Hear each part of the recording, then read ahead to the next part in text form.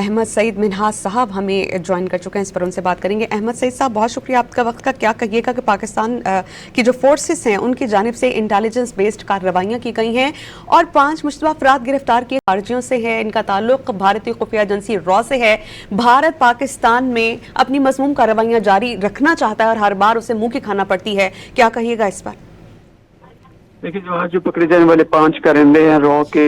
جو پکڑے گئے ہیں، ان کے پیچھے بیسیکلی پچھلے ایک آدھ ہفتے سے اس طرح کی چیزیں چل رہی ہیں کہ جس میں بڑے واضح طور پہ اشارے مل رہے تھے کہ را کی انوالومنٹ جو ہے کشمیر کے حالات بگاڑنے میں بڑی واضح طور پہ سامنے ابھر کے آ رہی تھی۔ کل بھی ملنے والی جو ایک کال پکڑی گئی تھی، ہماری شکاری ڈیٹ جو سائبر والے ہیں وہ یہ دیکھ رہے تھے کہ کس طریقے سے وہ لاشیں چاہتے ہیں تاکہ وہ جو آرٹیکل 370 اور 35A انڈین کانسٹیٹیوشن سے نکالا گیا ہے اس کو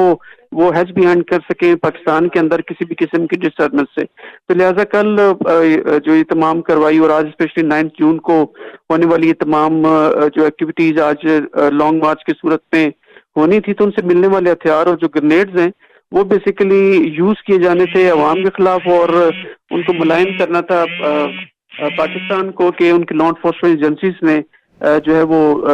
کراؤڈ کے اوپر فائر کیا، کیونکہ ان کو وہاں پہ لاشیں چاہیے اور را تو چاہتی گئی۔ اگر آپ ان کے میڈیا کو دیکھیں، انڈیا کے میڈیا کو، تو وہاں پر تو یہ چیزوں کے شادیانے بجائے جا رہے ہیں۔ لہٰذا بدقسمتی سے نہ صرف ہمارے اپنے لوگ اس رو میں بہ چلے جا رہے ہیں بلکہ باہر بیٹھے ہوئے جو دیگر سوشل میڈیا نیٹ ورک کے جو سو کالڈ وارئرز ہیں وہ پاکستان کے انٹرسٹ کو، پاکستان کی جو ایک